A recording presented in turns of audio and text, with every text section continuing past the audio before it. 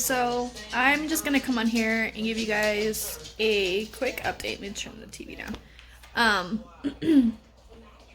So today is October 9th, I believe. If it's not October 9th, I'll put the correct date right here somewhere. No, kitty. Oh. So last on Sunday, I believe it was the 6th of October, I went into the emergency room just for some pains I was feeling on my right side.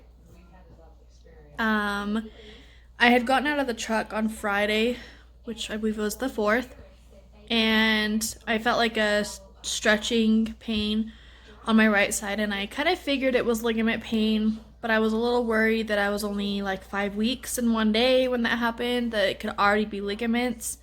The pain was really bad when it happened, and then it kind of just stopped. And then I would just kind of have like the little discomfort feeling throughout the weekend. So I wanted to be safe and make sure that it wasn't like a tubal pregnancy or anything like that. So I went in to the emergency room. They did a dating ultrasound for me. They said that I should have been, and I say this lightly, should have been 6 weeks and 2 or 3 days. But I told the ultrasound tech that I don't have 28-day cycles. I have 34, so it would have added a whole week to the gestation of everything. And so I was like, I'm only 5 weeks and 3 days. He's like, well, let's just see what you're measuring. I was measuring 5 weeks and 3 days. So, so the pregnancy was not in my tubes. It was in my uterus. We seen the gestational sac. We seen the yolk sac. And then we think we seen the start of a fetal pole. It was like the very, very top of the yolk sac. And so it was really, really, really, really tiny. But everything looked really, really good. My HCG levels came back at 7,615. So that's really good for where I'm at in my pregnancy as well. Yeah, so everything looks good. So there was no call. They even just looked at my appendix just in case, because it's on your right side. But it wasn't appendicitis. The radiologist said everything looked good. Sorry, that's my dog. He wants to go outside, and I told him no, because you've already been outside 3 times today. So the radiologist said everything looked good. My appendix wasn't inflamed. There was no infections. There was also my blood count and like my blood work came back good. There was no like elevated blood counts making them suspicious of an infection or anything.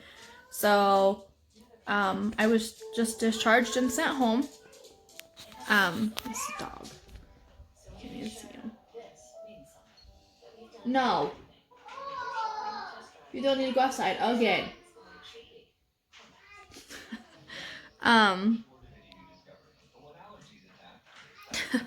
So I went home and everything was good. On Tuesday, which was yesterday around 7:30, so this is the 8th. I went to the bathroom around 7:30 at night, and I had a light pink spot when I wiped, and it happened. So I wiped and I seen it and I started freaking out, and I wiped again and it was still a little there and I was freaking out. I texted my midwife. It was so light. It was lighter than this peachy color jacket I'm wearing. Like, it was so light. So, I texted my midwife, asked her if she wanted me to go in. She said, no, just wait and watch. Just rest and relax. I texted a couple of my girlfriends, and they all just suggested waiting. I have spotted with my 2 older boys, with Bentley and Brantley. And in fact, with my second, Brantley, I spotted for 4 weeks. I almost said 4 months. I spotted for 4 weeks. And there was really no cause for it. The only thing that they could see when I had a pelvic exam was that my cervix was extremely irritated and that I have a sensitive cervix. So it went away and it cleared up on its own, and I never spotted again. I spotted it 1 or 2 times with Bentley, which he's my first, and then I don't remember what I did with Riley. When I miscarried, I went in for my 6.5-week ultrasound, and she's like, when she put it in, she was like, I think we're a lot earlier than we thought. And I was like, that can't be possible. And she was like, I don't think you're anything more than 5 weeks, because I'm not even seeing a yolk sac at this point. And I'm like, that's not right. Something's not right. We couldn't even, it was just an empty sac. There was nothing in it. I started bleeding a couple days later, and then I had another ultrasound a week from my first ultrasound, and there was still nothing in the gestational sac. And she's like, I don't want to say this, but I think you need to plan for the worst with this one, because you're still not measuring anything bigger than you were a week ago, and it's still an empty sac. And then literally within days, I was passing the gestational sac, and my ECG levels were dropping, everything like that. So when I seen Riley's first ultrasound, there was a yolk sac, gestational sac, and a fetal pool, and it was great. It was beautiful because I didn't have that with my miscarriage. With Bentley, I seen the gestational sac, the yolk sac, and then he was too little to be seen. I didn't have an early dating scan with Brantley. My first ultrasound was at like 8 weeks, and we seen him. And then Riley was 6 weeks, and we seen everything. And then this one, so the fetal poll, so I will insert a picture here.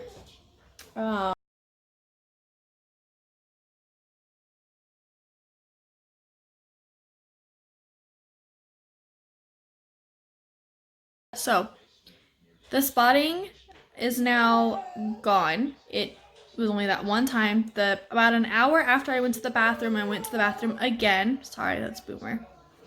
Stop it. There was a little bit of brownish to my discharge, which TMI, I'm sorry. Boomer. Stop.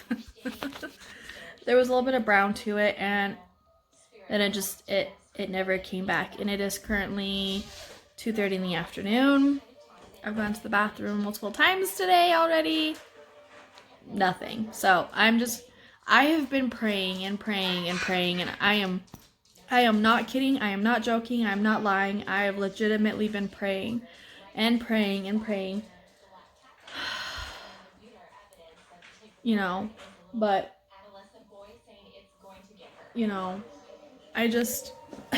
I've been so scared and so worried. So I've constantly been praying ever since I seen that first little bit of pink yesterday.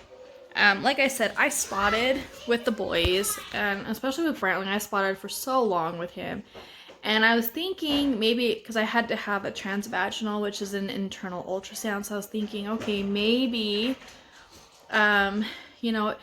he had to probe around a little bit, like causing some discomfort. So I'm honestly just wondering if it just kind of irritated my cervix just a little bit, because like I said before, I do have a sensitive cervix. So I'm wondering if honestly it was literally just the irritation from him, like having to push the probe around and causing a little bit of discomfort. But it hasn't came back. I'm praying and praying and praying and praying. I'm praying so many times a day that I'm praying. Praying for a healthy pregnancy. I'm praying for a healthy baby. I'm praying that everything's okay. I'm praying that the Lord won't take this one away from us. I'm praying for the precious gift of life that He has given us, and I've been praying for this precious life nonstop. I've been praying since I found out I was pregnant, but I've literally within the last not almost 24 hours now, I've prayed a lot because I've seen that little streak of pink. And when I say like super light, like I'm serious, it was beyond light. It was so light. I don't even like, I'm trying to find something in my house that would resemble how light of pink it was. But the only thing I can think that to show would be I'll show you. Excuse my husband's football mess up there, but I have Briley's outfit that she wore when she was born. Here, I'll go close to it. Oh my goodness. Okay. So this is Briley's outfit when she was born. That's her diagnosis, ultrasound. That's just a random foot one. And then this was the day she was born. We had one ultrasound before she was born. Anyway, that hat, that is how pink my stuff was last night. Like, it was so pink. At the end of this video, I will also add a clip of the ultrasound that we got. It's kind of funny. They say in the room that you're not allowed to have any video or pictures or anything like that. But my husband whipped out my phone and started recording it, and the ultrasound tech didn't even do anything. I was just kind of like, I was waiting for him to be like, hey, you can't do that in here, but he didn't say anything. But I'm glad that he got it, because then I can kind of show everybody what we were seeing. So if you look in the video, it almost looks like when he puts the probe one way, and you can see how the yolk sac kind of turns into a diamond ring really quick. He seen that, and then he like turned it and tried to go back the other way to see if we could get it the other direction, and it was so little that it was hard to like get a good picture of it, but you could see where it would turn into a diamond ring. And then the diamond part is what we were suspecting is baby. So cross your fingers for us, please. I am begging you, please say your prayers. I am not a religious person by any means, but I do believe in the power of prayer. I don't go to church every Sunday. Like I said, I'm not a religious person, but I do believe in the Lord above, and I do believe in the power of prayer. I believe the power of prayer is a very, very powerful thing. So please, if you pray, please say a prayer for our baby. If you don't pray, just please keep us in your thoughts, and please keep your fingers crossed, please. My appointment is on Monday, the 14th. So I have another like 5 days. I'm going stir crazy. The closer it gets, the more nervous I get, because I'm praying that even though it's only in 8 days from one ultrasound to the next, we're not gonna see a huge progress. Like, we're not gonna see like, you know, big change, but I'm praying that we see change accordingly. So I'm measuring this, you know, the 8 days, and maybe we'll even see the actual fetal pole this time, and makes me nervous. So say your prayers, cross your fingers, and I'll see you guys on Monday. Bye.